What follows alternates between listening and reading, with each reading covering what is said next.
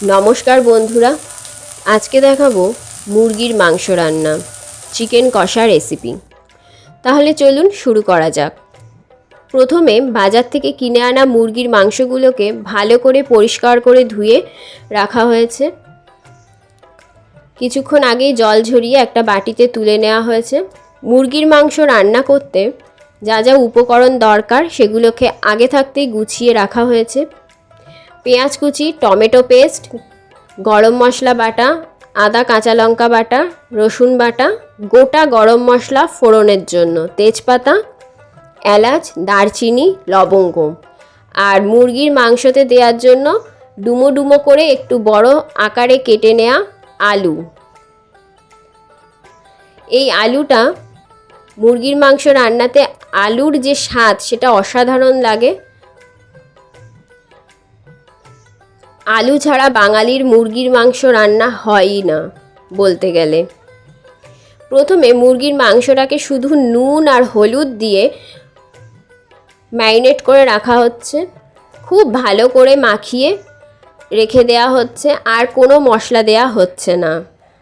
এটা একটু অন্য পদ্ধতিতে, অন্যভাবে, একটু নতুনভাবে মুরগির মাংসের কষাটা দেখানো হচ্ছে। আপনারা এইভাবে করে একবার খেয়ে দেখুন, সত্যি ভালো লাগবে। কড়াইতে সর্ষের তেল গরম করতে দেয়া হয়ে গেছে। পরিমাণ মতন সর্ষের তেল দেবেন, বেশিও দিতে হবে না, কমও দিতে হবে না। মুরগির মাংস বলে এক গাদা সর্ষের তেল দেয়া হবে এমন নয়, যতটা দরকার ততটাই দেওয়া উচিত। প্রথমে কড়াইতে দেয়া হলো আলুগুলোকে।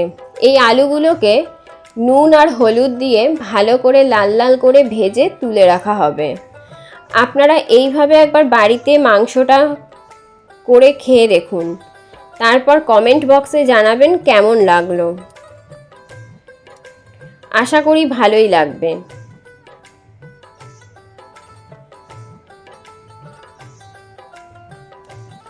আলুগুলোকে ভালো করে তেলের মধ্যে হলুদ আর নুন দিয়ে নাড়াচাড়া করে ভেজে ভেজে নিতে হবে।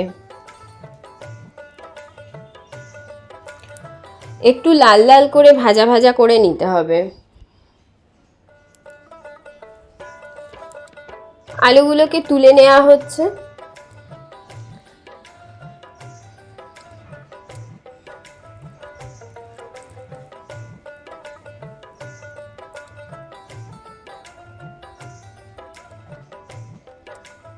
ভিডিওটা স্কিপ করবেন না, পুরোটাই দেখবেন, আশা করি ভালো লাগবে। এবার তেলে দেয়া হলো গোটা গরম মশলা ফোড়ন, এলাচ, দারচিনি, লবঙ্গ, এবার গেল তেজপাতা। এগুলোকে দিয়ে একটু ভাজা ভাজা করতে হবে যতক্ষণ না গন্ধটা ভালোভাবে বেরিয়ে আসে। আর কড়াইয়ের কালো দাগটা প্লিজ একটু ইগনোর করুন। এবার নুন হলুদ মাখিয়ে রাখা মুরগির মাংসটা দিয়ে দেয়া হলো। এই মাংসটা এবার কিছুক্ষণ ধরে ভাজা ভাজা হবে।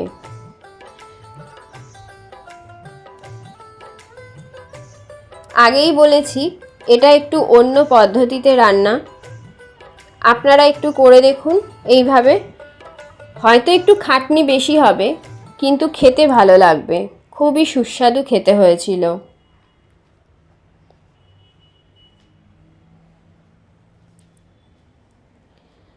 বেশি ভাজতে হবে না, কিন্তু 30% ভেজে নিতে হবে। মুরগির মাংসগুলোকে ভেজে তুলে রাখা হচ্ছে পাশে,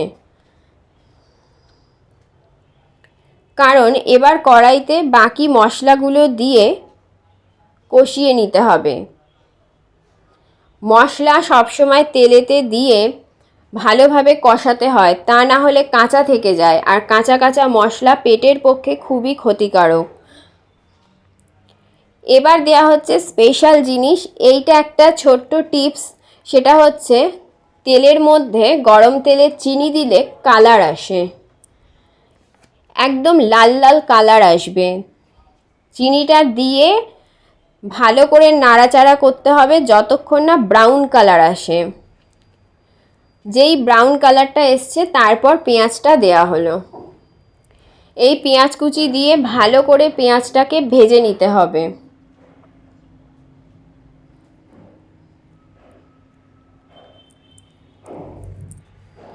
আজকের মুরগির মাংসতে বেশিটাই লেগ পিস রয়েছে।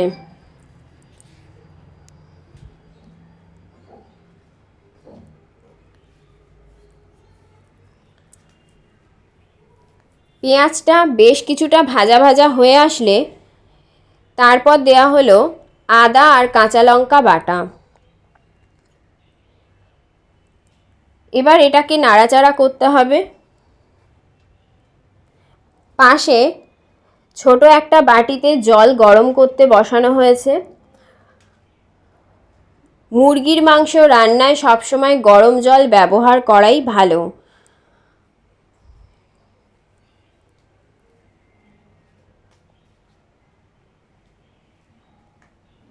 এবার দেয়া হচ্ছে রসুন বাটা। এই রসুন বাটা, আদা বাটা, কাঁচা লঙ্কা বাটা, পেঁয়াজ কুচি এগুলো দিয়ে এবার ভালো করে কষাতে হবে বা ভাজা ভাজা করতে হবে যতক্ষণ পর্যন্ত না এদের কাঁচা গন্ধটা চলে যায়।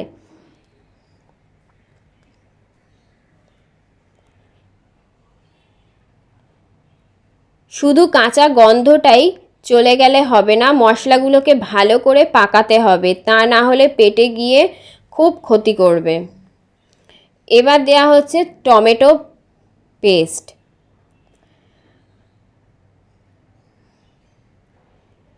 এই টমেটো পেস্টটা দিয়ে ভালো করে নাড়াচাড়া করতে হবে।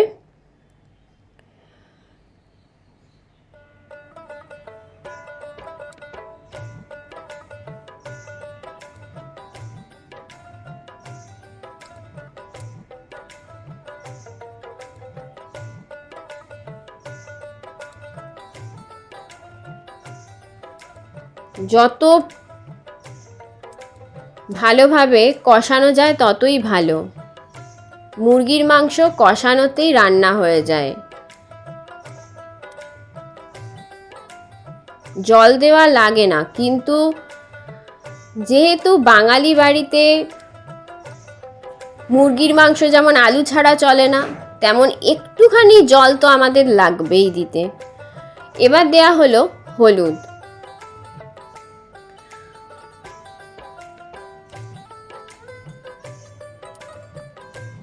খুব ভালো করে নাড়াচাড়া করে করে মশলাটাকে ভাজা ভাজা করে নিতে হবে, কষিয়ে নিতে হবে। আর দেয়া হলো নুন। নুনটা পরিমাণ মতো অবশ্যই দেবেন, কারণ এর আগেও নুন দেওয়া হয়েছে মাংসগুলোতে, নুন দিয়ে মাখানো ছিল। এটা দেয়া হলো জিরের গুঁড়ো। নুন এর পরেও দেয়া হবে, তাই যতবারই নুন ব্যবহার করবেন একটু খেয়াল রাখবেন। এবার দেয়া হলো ধনের গুঁড়ো। দিয়ে ভালো করে মশলাগুলোকে নাড়াচাড়া দিয়ে ভেজে ভেজে নেওয়া হলো। এবার দেয়া হলো ভেজে রাখা আলু আর মাংসগুলো দিয়ে এইবারেই ভালো করে কষাতে হবে। যতটা সম্ভব ভালোভাবে কষিয়ে নিতে হবে, ভাজা ভাজা করে নিতে হবে। এখানেই রান্নাটা অর্ধেক হয়ে যাবে, অর্ধেকের বেশি। মুরগির মাংস কষানোতেই রান্না প্রায় শেষ হয়ে আসে। কিন্তু ওই যে বললাম, আমরা তো বাঙালি, তো সেক্ষেত্রে আমাদের একটু জল দিতেই হবে। জলের ছিটে না দিলে আমাদের হবে না। বিশেষ করে রোজকার এই সপ্তাহে একদিন মুরগির মাংস খাওয়া, তো সেক্ষেত্রে একটু হলেও ঝোল রাখতে হবে। যার যার পছন্দ তারা এইভাবেই কষিয়ে কষিয়ে নিয়ে একদম পুরো রান্নাটাই কমপ্লিট করে ফেলতে পারবেন। জল এক ফোঁটাও দেয়া লাগবে না, আর দিলেও জলের ছিটে দিয়ে ঢাকা দিয়ে দিয়ে করলে হয়ে যাবে। কিন্তু আমাদের বাড়িতে একটু জল দেয়া হলো, কারণ একটু গা মাখা ব্যাপার রাখা হবে, তাই একটু গা মাখা ব্যাপারটা হবে, তাই জন্য ঝোল হবে না। যারা ঝোল খেতে পছন্দ করেন তারা বুঝে জল দেবেন।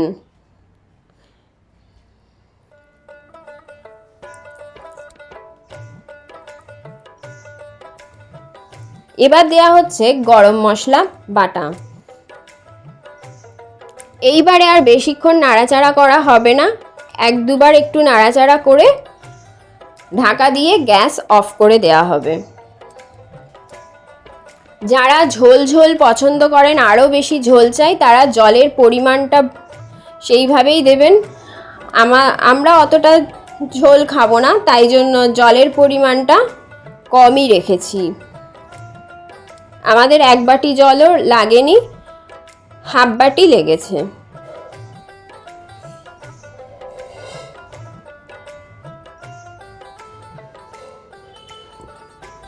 পুরো ধোঁয়া উঠছে, ক্যামেরা ঝাপসা হয়ে যাচ্ছে। বাড়িতে এইভাবে একবার করে খাবেন, খেয়ে কমেন্ট বক্সে কমেন্ট করবেন কেমন হয়েছে। আশা করি ভালো লাগবে। আলোর সামঞ্জস্যতা আমি বুঝতে পারিনি, তাই বজায় রাখতেও পারিনি, তার জন্য দুঃখিত। মাংসটা খুবই নরম হয়েছিল আর খেতে অত্যন্ত সুস্বাদু হয়েছিল। গরম গরম ভাতের সাথে মুরগির মাংস, ওহ অসাধারণ, পুরো জমে যাবে। আলুটাও একদম নরম তুলতুলে হয়েছিল। তাহলে ভিডিওটা এখানেই শেষ করছি। কেমন লাগলো জানাবেন, রেসিপিটা কেমন হয়েছে জানাবেন। ভালো থাকবেন, নমস্কার।